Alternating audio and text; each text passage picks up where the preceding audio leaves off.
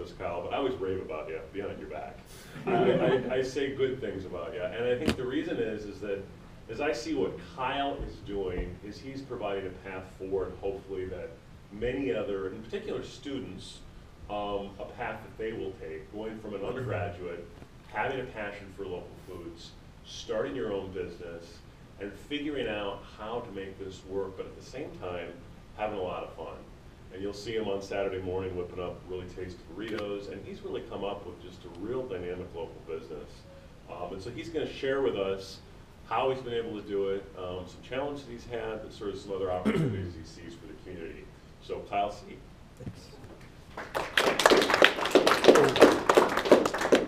Good morning, everybody. I feel like I know about half this room, so probably know a little bit about Local Burrito already, but today's talk will be in the context of, as Rockne said, some of the things that I've learned and things that I've identified to help grow the local food movement by supplying some of the basic principles that Local Burrito is working in. So, every ecosystem needs to be diverse. Every successful business needs to have a portfolio of goods and services that they do. So this is my burrito portfolio. I do farmers markets, event catering, a frozen wholesale line, and food trucking. And these four things, I believe, are universal and can be applied to many, many other businesses in town. I have we always talk about the 1%, usually talking about the people that are bad at the 1%, but Iowa City's population, depending upon how you look at it, is between 70 and 100,000 in the metro area. And if 1% of our population started a local food business, that'd be 700 new businesses. And if every business had a couple employees, that'd be 1,400 jobs. And so this a little bit goes a long way, and we still go in the grocery stores, and there's so much food being imported. There's no excuse why people don't organize and find a product or find a service that they can contribute to the local food economy. So this year would be our 7th year. We still use our tents, and I have a 1985 Mercedes station wagon that I run with biodiesel, and it's about 300,000 miles on it. I just can't give it up. I'm pretty happy that it still works. Yeah, so Local Burrito, it was really an accident. I studied geography and philosophy and was just trying to learn how to save the world, and I moved to a farm, lived in a tent for a couple of years, and had my whole Walden experience. Working for commercial farm is a lot of work and doesn't pay very well, and I decided to use some of my experiences from some of my mentors and start a little breakfast stand. So the car gets maximized with every square foot on the roof and inside. I enjoy those shots. Here's the chef's perspective. Our Saturday morning, we just focused on using ingredients from the market and the surrounding area. Keep it pretty simple, but we switched it up with seasonal ingredients. The food truck is something that's really new, and it's been in the news a lot lately with this mobile vending ordinance, which I've been working on with some other people. The council decided the first reading of it last week, and there'll be 2 other readings on it for people to give their public input before it is, when and if it becomes code. So far, it hasn't really met a whole lot of resistance in the meetings, and the council voted 7-0 unanimously in support of having an ordinance. And so what does that mean? The current ordinance, which we're working on, will allow food trucks to exist in Iowa City, but in a limited fashion, but yet still better than what the current condition, which is pretty much 0 tolerance for public property. Only private property is allowed for food trucks, meaning parking lots, festivals, things like that. If this ordinance is passed, there'll be a permitting system which will allow trucks to operate. We have to operate outside of the downtown and the Northside Marketplace and be within 150 feet from an existing food restaurant establishment. So that definitely limits the options. There are still some corridor buffer areas, which I think are still good vending areas for good foot traffic. However, we'll see how that goes. And I was really trying really hard to work with the city to create some guidelines that respect the balance between existing restaurants, because I don't want to come and set up in front of a burrito restaurant or a Mexican restaurant. I just want to be able to take local food in more creative ways to feed people in the city. So that's what we're trying to do, and hopefully as this ordinance grows, as this movement grows, we can create a more dynamic street food culture that benefits everyone in the community. So yeah, with that, honestly, most of my food trucking has been in the private sector, as I call it. So like parties, weddings, things like that. I enjoy doing that more than the public sector, because to have a food truck, you have to do all the work, prep and set up, and potentially not sell anything. And I've done a lot of that. And as opposed to catering, you get paid up front, and you go perform your service, and people are happy, and you go home, and there's no waste, and it's just a good deal. So with that, there are many opportunities for existing local businesses to have a product that'll market and then expand into catering. That's what I'm trying to say.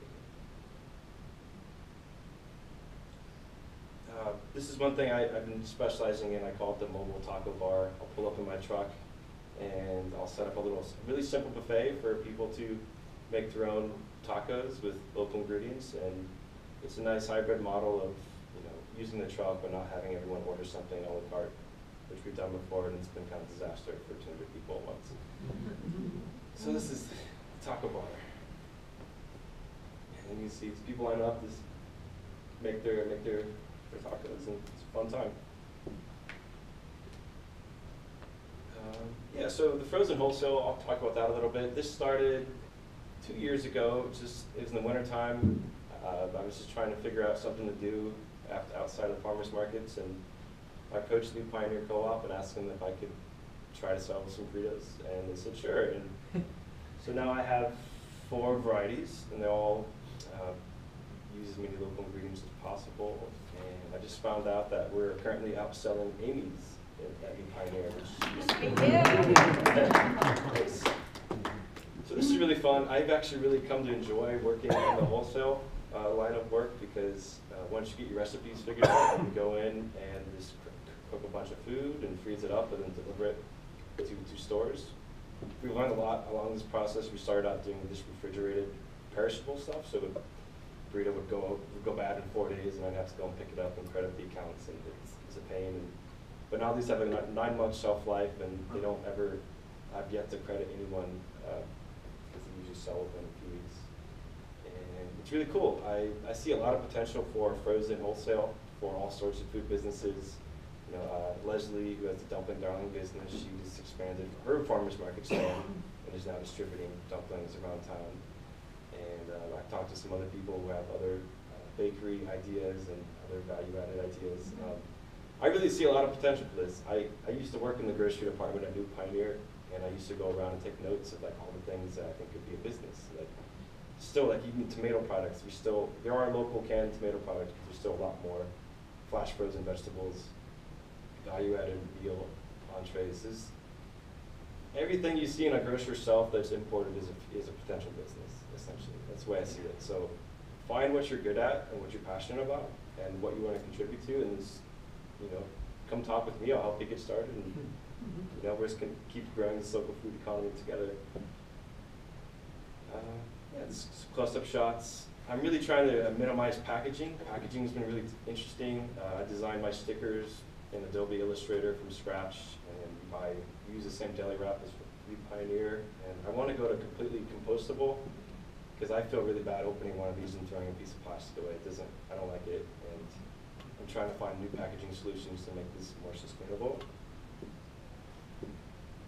I rent a community kitchen, which has been really awesome, and another good topic to talk about, food hubs and community production spaces. I feel like this is really important if our local food scene is really going to explode and we're going to create hundreds of new businesses. We need facilities for people to come and have affordable rental access to produce their product. And there's a lot of people working on this topic, and I encourage everyone to participate how they can. And if you have a church or a facility where you know that no one's using it and you meet a potential food entrepreneur, try to link them up with that, because that really allows them to get started. Just briefly talk about my food truck menu. It's local ingredients, but I call my cuisine East-South. It's inspired by a lot of Asian cultures, but mixed with traditional Tex-Mex and Mexican food. I'm not pioneering that by any means. A lot of people out west are doing that, but I really enjoy Asian food, Asian cultures, fermented foods, fresh sprouts, cucumbers, things like that. And so this is a picture of our Local G Korean steak burrito. And we do kimchi quesadillas. We make our own kimchi. Let's see, get back. I really try to find ways to get back to the community. That's one reason why I'm here today. This is some pictures of a summer camp that I took my truck to and showed these kids. I let them, walk to the truck, encourage them, like, yeah, this is something fun you can do, and we fed them some burritos. So closing up, yeah, the 1%. I really feel that 1% of our corridor area were to start a local food business. It'd be a huge multiplier effect for buying food, creating jobs, and just increasing the sustainability of our food system. And I'm personally here to help anyone that I can to get those things going, licenses and insurance. And starting a business can be kind of daunting at first, but nothing is, all things can be figured out. It's not like an unlimited amount of things you have to do. Just get it lined up. And so I'm here to help you with that. Thank you. So that's it.